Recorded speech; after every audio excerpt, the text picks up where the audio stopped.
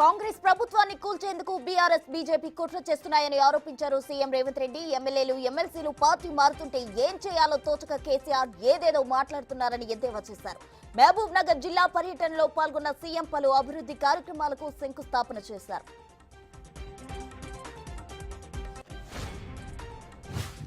ఏపీలో విద్యుత్ కోతలు జరగకుండా చూడాలని సీఎం చంద్రబాబు అధికారులను ఆదేశించారు. లో వోల్టేజ్ సమస్య లేకుండా నాణ్యమైన కరెంట్ ఇవ్వాలని సూచించారు. ఇక నుంచి పవర్ కట్ లేకుండా చూసుకోవాలని, ఎక్కడి నుంచి ఫిర్యాదు వచ్చినా ఊరుకోబోమని హెచ్చరించారు. కాగా మధ్యాహ్నం విద్యుత్ శాఖపై బాబు శ్వేతపత్రం విడుదల చేశారు.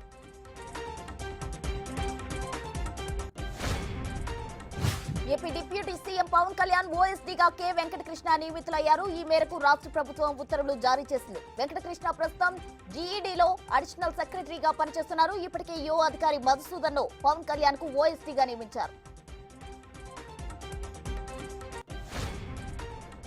దేశవ్యాప్తంగా కలకలం సృష్టించిన నీట్ పేపర్ లీక్ కేసులో సీబీఐ అధికారులు తాజాగా బీహార్లో మరో ఇద్దరికి అరెస్ట్ చేశారు.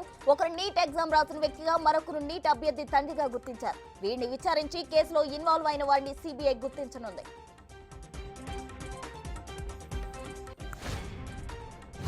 ఏపీ పాల్సెట్ 2024 నోటిఫికేషన్ విడుదలైంది. డిప్లొమా కోర్సులో ప్రవేశాల కోసం దరఖాస్తులు స్వీకరిస్తామని అధికారులు తెలిపారు. జూలై 11 నుంచి 14 వరకు దరఖాస్తుకు అవకాశం కల్పించారు. జూలై 16న సీట్ల కేటాయింపు, జాయినింగ్ కు జూలై 20 వరకు అవకాశం ఇస్తున్నట్లు వెల్లడించారు.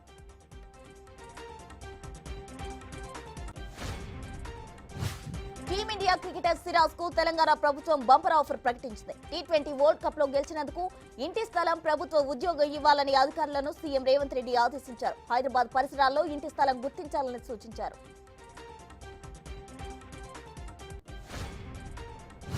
గన్నవరం టీడీపీ కేంద్ర కార్యాలయం దాడి ఘటనపై పోలీసులు స్పీడ్ పెంచారు. గన్నవరం, బాపురపాడు మండలాలకు చెందిన 10 మంది వైసీపీ కార్యకర్తలను అరెస్ట్ చేశారు.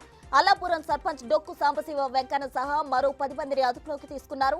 సీసీ ఫుటేజ్ ద్వారా నిందితుల కోసం గాలిస్తున్నారు. సింగరేణిలో ఉద్యోగాలు, ప్రభుత్వ ఉద్యోగుల బదిలీల పేరుతో కోట్లాది రూపాయలు దండుకొని మోసగిస్తున్న బుటాను కొత్తగూడెం పోలీసులు అరెస్ట్ చేశారు. సింగరేణిలో క్లరికల్ సహా ఇతర ఉద్యోగాలు ఇప్పిస్తామంటూ మోసాలకు తెరలేపారు దాసు హరికిషన్ అండ్ గ్యాంగ్. 13 మందితో కూడిన ఈ ముఠా 2018 నుంచి 60 మంది నుంచి దాదాపు 4,80,00,000 దాకా వసూలు చేశారు. ఈ ఘటనలో 11 మందిని అరెస్ట్ చేయగా మరో 3 పరారీలో ఉన్నారు. ప్రధాని మోదీ రష్యా పర్యటనపై ఉక్రెయిన్ అధ్యక్షుడు జెలెన్స్కీ తీవ్రంగా స్పందించారు. మోదీ పుతిన్ ఆలింగనం చేసుకోవడంపై అభ్యంతరం వ్యక్తం చేశారు.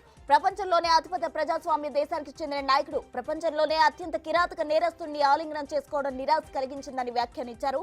శాంతి ప్రయత్నాలకు ఇది గట్టి ఎదురుదెబ్బ లాంటిదని ట్వీట్ చేశారు. ఉగ్రదాడులపై ప్రతీకారం తప్పదని రక్షణ శాఖ హెచ్చరించింది. కథువాలో ఆర్మీ కాన్వాయ్ పై జరిగిన దాడిలో 5 జవాన్లు అమరులయ్యారు. ఈ ఘటన నేపథ్యంలో రక్షణ శాఖ స్పందించింది. సైనికుల త్యాగాలు వృధా కానివ్వమని, ఉగ్రవాదుల అంతు చూస్తామని తెలిపింది. రాష్ట్రంలో మరో 2 రోజులు భారీ వర్షాలు కురుస్తాయని హైదరాబాద్ వాతావరణ కేంద్రం తెలిపింది. రేపు ఉదయం నుంచి ఆదిలాబాద్, నిజామాబాద్, జగిత్యాల, వరంగల్, ఖమ్మం, మెదక్ జిల్లాల్లో భారీ వర్షాలు పడతాయంది. మిగతా అన్ని జిల్లాల్లో మోస్తరు వర్షాలు కురుస్తాయని ప్రజలు అప్రమత్తంగా ఉండాలని సూచించింది.